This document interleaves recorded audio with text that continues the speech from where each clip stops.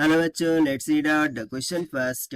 A tennis ball has velocity of 12 meters per second downward just before it strikes the ground and bounces off with a velocity of 12 meters per second upward. Which statement is true concerning this situation? So basically यहाँ पर हो क्या रहा है, इसको हम diagram के through understand करेंगे. So initially ये बॉल क्या कर रही है, डाउनवर्ड डायरेक्शन में मूव कर रही है with initial speed of 12 meter per second. Now downward direction में यानी कि क्या हो जाएगा, माइनस ऑफ 12 हो जाएगा. ठीक है, डाउनवर्ड डायरेक्शन में क्या होता है, निगेटिव लेते हैं हम. अब ये क्या करती है, ये जो ग्राउंड है, ठीक है, इससे रीबाउंस होती है एंड देन अपवर्ड डायरेक्शन में मूव करती है विद द सेम वेलोसिटी और you can say speed of 12 meter per second. ठीक है, जो कि हम मान लेंगे v के बराबर, और ये बेसिकली पॉजिटिव होगा क्योंकि अपवर्ड डायरेक्शन पॉजिटिव होती है. राइट. सो हमें यहाँ पर देखना है कि इस सिचुएशन के अकॉर्डिंग जो हमें 4 स्टेटमेंट गिवन है उसमें से कौन सी स्टेटमेंट करेक्ट होंगी. तो चलिए स्टार्ट करते हैं हम की कॉन्सेप्ट से which we are going to use here for this question.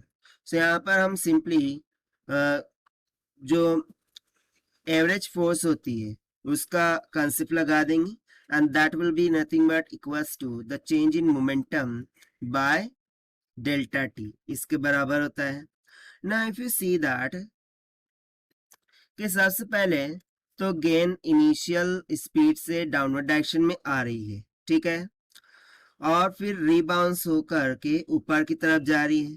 So according to Newton's third law, यहाँ पर हम क्या बोल देते हैं, according to the Newton's third law of motion.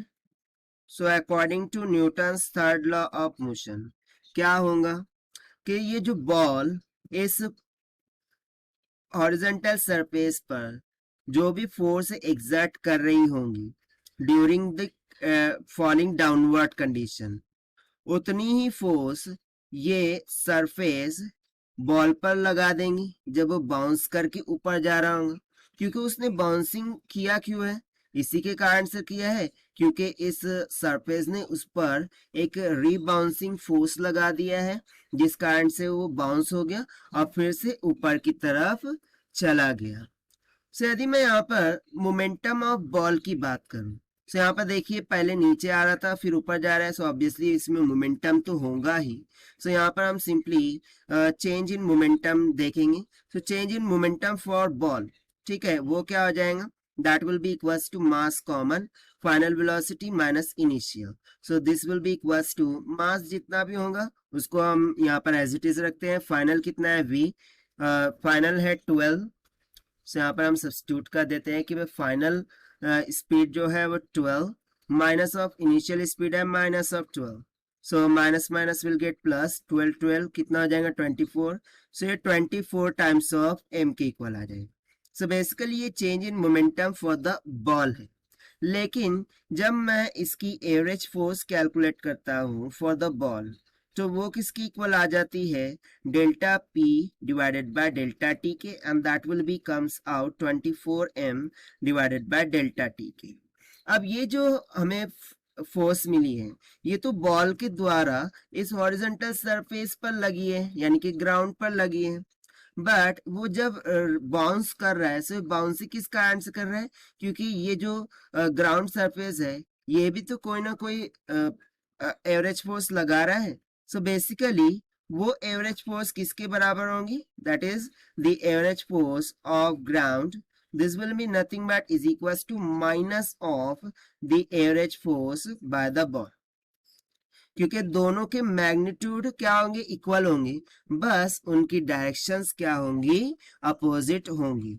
अब यदि अर्थ ये जो ग्राउंड है इस पर हमें एवरेज फोर्स मिल रही है, अब एवरेज फोर्स कब मिलती है, जब उसमें चेंज इन मोमेंटम होता है, यानी कि ये जो ग्राउंड है ये भी क्या कर देगा, मोमेंटम लगा देगा. सो यहाँ पर हम सिंपली बोल सकते हैं therefore ground will have change in momentum, यानी ग्राउंड में भी चेंज इन मोमेंटम हो जाएगा.